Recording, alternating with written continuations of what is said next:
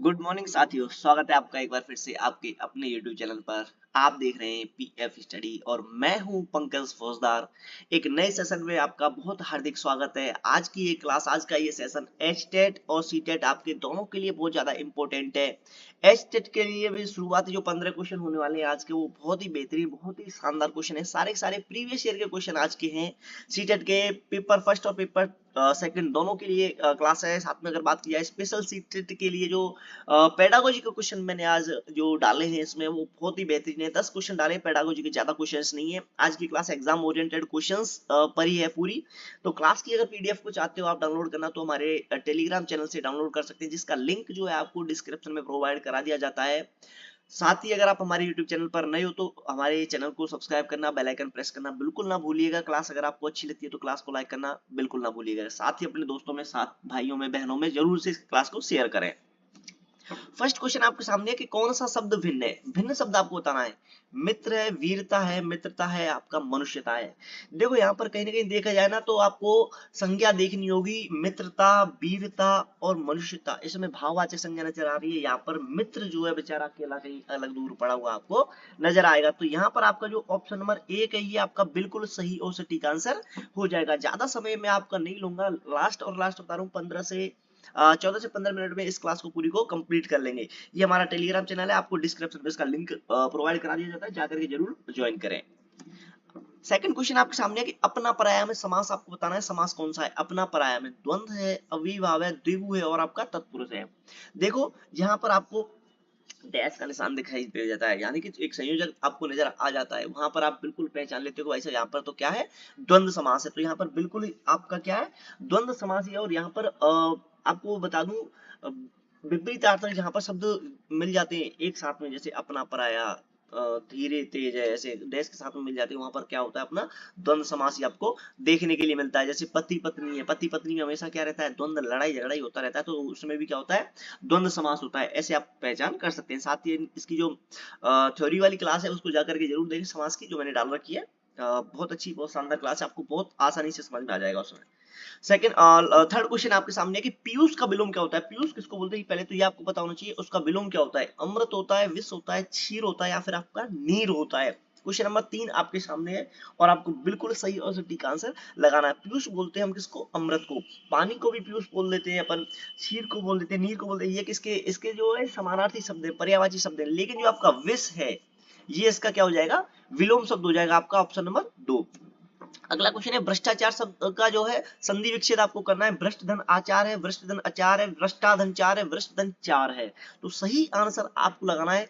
देखो, भ्रष्ट धन आचार इसका बिल्कुल सही और शुद्ध जो है इसका संधि विच्छेद हो जाएगा। ऑप्शन नंबर 1 आपका सही आंसर हो जाएगा।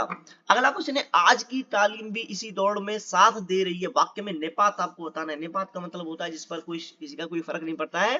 सावन भादो 12 मास जो है एक समान रहता है, यानी कि उस पर किसी के कर्ता क्रिया के बदलने से क्या, उस पर कोई फर्क नहीं पड़ता, वो हमेशा एक जैसा रहता है। आज है, भी है, इस है और में है।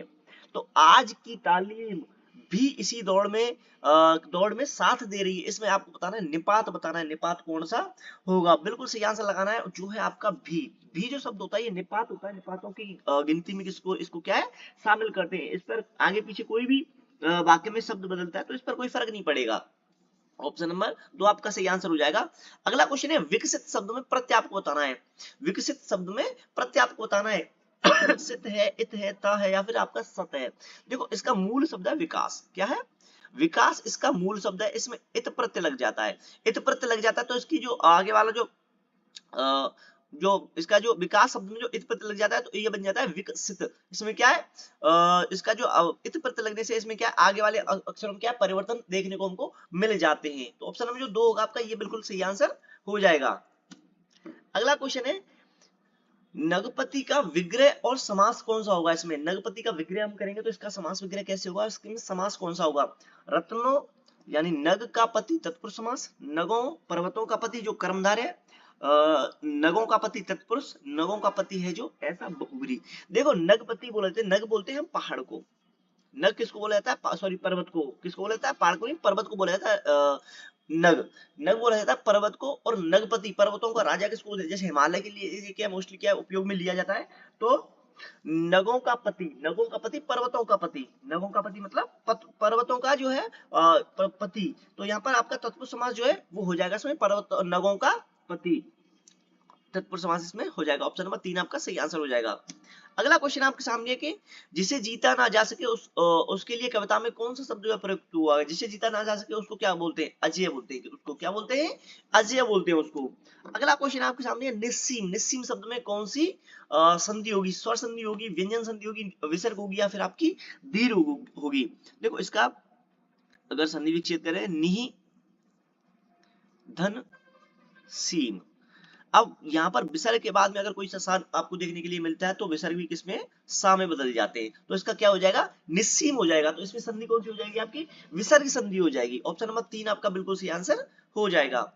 अगला क्वेश्चन आपके सामने, अगले क्वेश्चन से पहले थोड़ा सा एडवर्टाइजमेंट आपके सामने। अगर आपने यहाँ तक हमारी क्लास देखी, क्लास में क्वेश्चंस आपको थोड़े बहुत भी अच्छे लगे तो हमारी क्लास को लाइक करना बिल्कुल ना भूलें। साथ ही हमारे चैनल को सब्सक्राइब करके बेल आइकन प्रेस कर लें साथियों, भाइयों, बहनों, मित्रों। तो चलो आगे चलते हैं क्वेश्चन की तरफ। अगला क्वेश्चन आपके सामने है कि शेष शब्दों से भिन्न शब्द को पहचानिए। सत्यवादी, सद्गुण, सदगति और सत्कर्म। देखो यहाँ पर पहचानने आपको थोड़ी सी दिक्कत तो जरूर हो सकती है, लेकिन इतना भी ये डिफिकल्ट क्वेश्चन नहीं है। देखो सत्यवादी का मतलब होता है सत्य बोलने वाला, सद्गुण अच्छा गुण, सदगति अच्छी गति, सदकर्म अच्छा कर्म। यानी कि ये तीनों तो जो है अच्छे गुणों के बारे में बता रहे हैं कि भाई अच्छे कर्म है, ये अच्छी गति है, ये अच्छे गुण है, लेकिन सत्यवादी सत्य बोलने वाला। तो यहाँ पर आप आसानी से पहचान चुके होंगे अब कि इसमें भिन्न जो शब्द है कौन सा है? ऑप्शन नंबर 1 आपका सही आंसर है। अगला क्वेश्चन आपके सामने, निस्वार्थ शब्द का उपयुक्त विपरीतार्थक आपको बताना है। विपरीतार्थक क्या होगा? परोपकारी, निस्वार्थ, स्वार्थी और आपका परार्थी। देखो निस्वार्थ बिना स्वार्थ के, स्वार्थी स्वार्थ के साथ में। तो यहाँ पर आपका जो क्या हो जाएगा? ऑप्शन नंबर जो 3 होगा ये आपका बिल्कुल सही और सटीक आंसर हो जाएगा। अगला क्वेश्चन है आध्यात्मिकता शब्द किन उपसर्ग प्रत्ययों से बना है? आध्यात्मिकता, आ ई कता, आ इकता, आ ईता, आद्य तो। देखो आध्यात्मिक शब्द में अगर बात की जाती है तो इसमें अधि उपसर्ग आगे लगा है। कौन सा सब उपसर्ग आगे लगा है? अधि। अधि उपसर्ग इसमें आगे लगा है और एक प्रत्यय के बाद में लग जाने से आगे वाला जो वर्ड क्या है वो क्या है? शब्द क्या है? दीर्घ हो गया। आ में क्या है? दीर्घ। आ क्या हो गया? दीर्घ हो गया है। उसमें ताप ऊपर से क्या है? ऊपर जो प्रत्यय जुड़ा हुआ है। तो यहाँ पर आपका अधि, इक और ताप का ये सही जोड़ा हो जाता है ऑप्शन नंबर 2 का। अगला क्वेश्चन है पैर शब्द का समानार्थी इनमें से कौन सा नहीं है? चरण नहीं है, पग नहीं है, पद नहीं है या फिर आपका नव नहीं है। देखो चरण और आपके पग और आपके पद, ये तीनों के तीनों जो है पद को जरूर हम अपन देखो पैर के साथ में भी ले सकते हैं और कविता लिखते भाई साहब इसमें कितने पद लिखे गए हैं तो उसमें भी अपन देख सकते हैं इसमें पददांश में भी। लेकिन यहाँ पर पद इसका पैर का भी पर्यायवाची अपन मानेंगे। लेकिन यहाँ पर जो आपका नव दिया गया है ऑप्शन नंबर जो नव 2 में नव दिया गया है ये आपका बिल्कुल सही और सटीक आंसर हो जाएगा।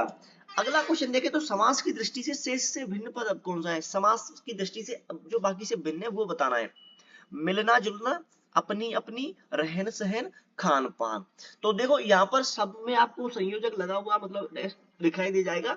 आपको इस डैश पर नहीं जाना है और सही सार्थक आंसर लगाना है। देखो मिलना जुलना द्वंद्व समास, हाँ द्वंद्व समास, रहन सहन द्वंद्व समास, खाना खान पान द्वंद्व समास। लेकिन अपनी अपनी अपनी अपनी डपली अपनी अपनी राग जैसे बोलते हैं ना, इसमें अव्ययीभाव समास हो जाएगा जहां पर शब्दों की क्या होती है? आवृत्ति होती है। ऑप्शन नंबर 2 जो है आपका सही आंसर हो जाएगा। अगला क्वेश्चन नंबर 15 है कि प्राथमिक स्तर पर पढ़ना सिखाने की शुरुआत करने के लिए आप किस सामग्री का सर्वाधिक प्रयोग करेंगे या फिर महत्व देंगे? यहाँ पर आपके जो पेडागोजी के क्वेश्चन जो है चालू हो जाते हैं और सीटेट के लिए स्पेशली बहुत इंपॉर्टेंट ये क्वेश्चन है। शुद्ध उच्चारण, रोचक कहानी, अक्षर ज्ञान और वर्णमाला। देखो हम प्राथमिक स्तर पर सिखा रहे हैं तो सबसे पहले हम किस पर बल देंगे? रोचक कहानी पर बल देंगे। किस पर बल देंगे? रोचक कहानी हमारी सबसे बेहतरीन होगी। ऑप्शन नंबर 2 आपका सही आंसर हो जाएगा। अगला क्वेश्चन है कि सलमा पहली कक्षा में पढ़ती है, वो किताब शब्द को कतब लिखती है। सलमा का लिखने का यह जो तरीका है रिक्त स्थान को दर्शाता है, नियंत्रित लेखन को, लापरवाही को, अज्ञानता को, स्ववर्तनी को। देखो अब यहाँ पर अगर बात की जाती है जो सलमा है किताब को किताब लिख देती है और जयपुर को जपर लिख देती है, कुछ को कुछ लिख देती है। इसका मतलब ये है कि वो पढ़ना तो जानती है, लिखना तो जानती है, लेकिन कहीं ना कहीं गलती कहाँ हो रही है? किसी ना कहीं तो क्या है? मिस्टेक हो रही है। अब यहाँ हम बोल रहे नियंत्रित लेखन है उसका भाई वो स्टेनोग्राफरों की तरह एक भाई शॉर्ट में लिखना चाहती है, तो ऐसा तो है नहीं। लापरवाही लापरवाही वो कर नहीं रही, बच्चे लापरवाह होते नहीं है, होते भी हैं तो हम उनको लापरवाह नहीं करेंगे। अपने तो क्या है, सीधा सा सिद्धांत है, बच्चों पर तो कोई दोष उनके माथे तो कोई दोष डालना ही नहीं है। अज्ञानता की अगर बात की जाए तो अज्ञान भी नहीं है, यहाँ पर हो जाएगा आपका स्ववर्तनी। क्या हो जाएगा? स्ववर्तनी हो जाएगा। ये उसकी खुद का लेखन है, वो क्या है लिखते टाइम क्या है, जल्दबाजी में हो सकता है भूल जाती है या कुछ भी हो जाता होगा, तो यहाँ पर स्ववर्तनी आ जाएगा आपका ऑप्शन नंबर 4 सही आंसर। अगला क्वेश्चन, सामाजिक अंतःक्रिया से भाषा सीखने का समर्थन रिक्त स्थान ने किया है। सामाजिक अंतःक्रिया, जब भी नाम आ जाए आपका समाज का, तो आपके दिमाग में एक ही मनोवैज्ञानिक क्लिक होना चाहिए जिसका नाम है लेव वाइगोत्स्की। यहाँ पर वाइगोत्स्की आपका बिल्कुल सही आंसर हो जाएगा। सामाजिक अंतःक्रिया पर सबसे ज्यादा बल देने वाले कौन है? लेव वाइगोत्स्की। अगला क्वेश्चन है आपके सामने कि द्विभाषिकता और रिक्त स्थान उपलब्धियों का गहरा सकारात्मक संबंध पाया जाता है। साहित्यिक, वैज्ञानिक, व्यावसायिक और विद्वत। देखो, व्यावसायिक संबंध कोई मिलेगा नहीं, वैज्ञानिक संबंध की हम यहाँ पर बात नहीं करेंगे क्योंकि वैज्ञानिक संबंध उनमें होता भी नहीं और होता नहीं है। साहित्यिक संबंध या विद्वत संबंध, देखो द्विभाषिकता और उसकी उपलब्धियां, विद्वत संबंध पाया जाता है। क्या पाया जाता है? विद्वत संबंध या फिर विद्वत संबंध इसमें पाया जाता है। ऑप्शन नंबर 4 आपका सही आंसर हो जाएगा। आपको आपका दिमाग वैज्ञानिकता पर जा रहा हो तो गलत है, आप याद रखना। अगला क्वेश्चन है 19 नंबर का, प्राथमिक स्तर पर पढ़ाते समय आप हिंदी भाषा संबंधी किस पक्ष पर सर्वाधिक बल देंगे? भाषा के ज्ञान पर, भाषा के प्रयोग पर, व्याकरण के नियमों पर, व्याकरण ज्ञान पर। तो क्वेश्चन नंबर 19 आपके सामने, आप किस पर सबसे ज्यादा बल देंगे जब आप प्राथमिक स्तर पर पढ़ा रहे हो? किस पर? प्राथमिक स्तर पर पढ़ा रहे हो। व्याकरण के नियमों पर और व्याकरण के ज्ञान पर तो देंगे नहीं क्योंकि लेवल हमारा कौन सा है? प्राथमिक स्तर का लेवल है। यहाँ पर व्याकरण पर ज्यादा हम बल नहीं देंगे। क्वेश्चन नंबर 19 आपके सामने है, भाषा के ज्ञान पर बल देंगे या फिर भाषा के प्रयोग पर? देखो, भाषा का ज्ञान ऑटोमेटिक आ जाएगा बच्चे में जब भाषा बच्चा का जो है, भाषा जो है बच्चे प्रयोग करने लग जाएंगे। तो ऑप्शन नंबर 2 आपका सही आंसर हो जाएगा। अगला क्वेश्चन है कि मौखिक भाषा का आकलन रिक्त स्थान पर सर्वाधिक बल देता है। धारा प्रवाह की तीव्रता पर, संस्कृति निष्ठ शब्दों के प्रयोग पर, उच्चारण की शुद्धता पर, विचारों की क्रमबद्धता पर। देखो, मौखिक भाषा का आकलन, जब हम किसी के ऑब्जर्व कर रहे हैं, किसी के जो लैंग्वेज जो निकल रही है मुंह से, मतलब एक तरीके से बोलूं, कम्युनिकेशन जब कोई बच्चा कर रहा है तो उस टाइम पे हम बच्चे की भाषा का आकलन करें तो सबसे ज्यादा बल किस पर देंगे? बच्चे के जो धारा प्रवाह की तीव्रता, बच्चा कितना तेज बोल रहा है, कितना धीरे बोल रहा है, संस्कृति निष्ठ शब्दों के प्रयोग पर, भाई साहब कौन कौन से शब्द प्रयोग कर रहा है, उच्चारण की शुद्धता पर नहीं, इन सबसे कहीं ज्यादा हम बल देंगे किस पर? विचारों की क्रमबद्धता पर। यानी कि बच्चा जो बोल रहा है उसके भावार्थ को समझने की कोशिश करेंगे, बच्चा कहना क्या चाहता है हमसे। ऑप्शन नंबर जो 4 होगा आपका बिल्कुल सही आंसर हो जाएगा। अगला क्वेश्चन है, हम भाषा के माध्यम से रिक्त स्थान और रिक्त स्थान भी करते हैं। चिंतन और विचार, सोच और महसूस, सोचने और सोचना और सोचते हैं और विचार करते हैं, अनुभव और महसूस करते हैं। तो देखो, हम भाषा के माध्यम से सोचते हैं और विचार भी करते हैं। ऑप्शन नंबर 3 आपका सही आंसर हो जाएगा। हिंदी भाषा सीखने सिखाने का दायरा इतना बड़ा होना चाहिए कि रिक्त स्थान से उसका नाता न टूटे। भाषा की परिभाषा से, व्याकरण रटने से, व्याकरण सीखने से, भाषा के प्रयोग से। देखो, व्याकरण का रटना बिल्कुल गलत होता है और व्याकरण का सीखना, मतलब रटना, व्याकरण को तो अपन प्राथमिक स्तर पर बिल्कुल जोड़ेंगे ही नहीं। भाषा की परिभाषा से या भाषा के प्रयोग से बिल्कुल हम नो डाउट अपन एक बार में कह देंगे, भाषा के प्रयोग से बच्चे का क्या है, नाता नहीं टूटना चाहिए। ऑप्शन नंबर 4 आपका सही आंसर हो जाएगा। अगला क्वेश्चन है कि प्राथमिक स्तर पर भाषा सीखने सिखाने में बाल साहित्य मदद करता है क्योंकि वह भाषा की रंगतें प्रस्तुत करता है, वह रंग बच्चों के लिए है, वह सरल होता है, वह रंगीन चित्रों वाला होता है। तो सही आंसर आपको लगाना होगा। क्वेश्चन नंबर 23 आपके सामने है। देखो, वह बच्चों के लिए है, केवल बाल साहित्य तो बच्चों के लिए ही होता है, वह सरल होता है, वह रंगीन चित्रों वाला होता है, इन सबसे कहीं ज्यादा बेहतरीन उत्तर हो जाएगा हमारा, वह भाषा की रंगतें लिए होता है। भाषा की रंगतें होती हैं, उसमें छोटे मोटे बच्चों की जो कहानियां और कविताएं होती हैं, उनमें उनकी मदर टंग के हिसाब से, जैसे मेवाड़ में जो बाल साहित्य आते हैं ना, उनमें मेवाड़ी भाषा बुलाई जाती है। तो ऑप्शन में जो 1 होगा आपका ये सही आंसर हो जाएगा। अगला क्वेश्चन है कि कक्षा 1 में लिखना रिक्त स्थान से प्रारंभ होता है, वाक्य लिखने से, शुरू से, अक्षर से या फिर चित्र बनाने से। देखो, कक्षा 1 की बात नहीं है, अगर बच्चा प्राइमरी लेवल में है, कक्षा 2 में भी है बच्चा, या फिर एलकेजी यूकेजी यानी किंडरगार्टन में अगर बच्चा पढ़ रहा है, तो वहां पर लिखना जो है बच्चे का चालू होगा ना, वो चित्र बनाने से होगा क्योंकि हमारे जो वर्ण है जो हम लिख रहे हैं ये भी एक चित्र है। क्या है ये भी एक चित्र है। ऑप्शन नंबर जो 4 है हमारा बिल्कुल सही आंसर हो जाएगा। अगला और लास्ट क्वेश्चन है कि भाषा कौशल के बारे में आप किस विचार से सहमत हैं? वे एक दूसरे से संबंधित नहीं होते हैं, वे सभी एक साथ नहीं सीखे जा सकते, वे एक निश्चित क्रम में सीखे जाते हैं, एक दूसरे से अंतर संबंधित होते हैं। एक निश्चित क्रम में सीखे जाते हैं, इससे ज्यादा कहीं बेहतरीन उत्तर हो जाएगा आपका। वो एक दूसरे से क्या होते हैं? भाषा के कौशल अंतर संबंधित होते हैं। ऑप्शन नंबर जो 4 होगा ये आपका बिल्कुल सही आंसर हो जाएगा। आज की ये क्लास आपको कैसी लगी? क्लास को ज्यादा से ज्यादा लाइक करें और शेयर करें अपने दोस्तों में। तो चलो मिलते हैं अगले सेशन में, अगली शानदार सी ऐसी ही क्लास में। अगर आप चाहते हो इस क्लास की पीडीएफ डाउनलोड करना तो बिल्कुल हमारे यूट्यूब चैनल से लिंक से जाकर के आप हमारे टेलीग्राम चैनल से इसको डाउनलोड कर सकते हैं। तब तक के लिए नमस्कार, मिलते हैं अगली क्लास में। जय हिंद, जय भारत, भारत माता की जय।